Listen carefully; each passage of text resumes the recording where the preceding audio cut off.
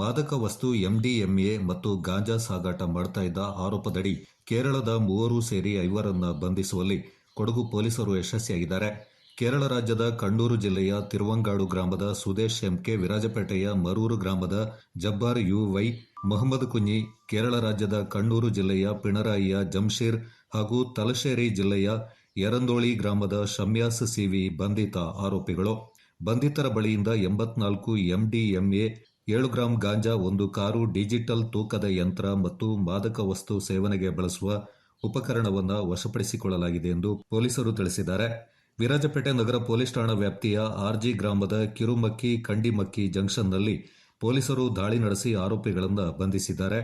ವಿರಾಜಪೇಟೆ ಉಪವಿಭಾಗದ ಡಿವೈಎಸ್ಪಿ ಮೋಹನ್ ಕುಮಾರ್, ವೃತ್ತ ನಿರೀಕ್ಷಕ ಅನೂಪ್ ಮಾದಪ್ಪ, ಪಿಎಸ್ಐ ಪ್ರಮೋದ್ ಹಾಗೂ ಸಿಬ್ಬಂದಿಗಳ ತಂಡ ಕಾರ್ಯಾಚರಣೆ ನಡೆಸಿತು. ಆರೋಪಿಗಳನ್ನು ಬಂಧಿಸುವಲ್ಲಿ ಯಶಸ್ವಿಯಾದ ಅಧಿಕಾರಿಗಳು ಹಾಗೂ ಸಿಬ್ಬಂದಿಗಳ ಕಾರ್ಯದಕ್ಷತೆಯ ಬಗ್ಗೆ ಜಿಲ್ಲಾ ಪೊಲೀಸ್ ವರಿಷ್ಠಾಧಿಕಾರಿ ಕೆ ರಾಮರಾಜನ್ ಶ್ಲಾಘನೆ ವ್ಯಕ್ತಪಡಿಸಿದ್ದಾರೆ.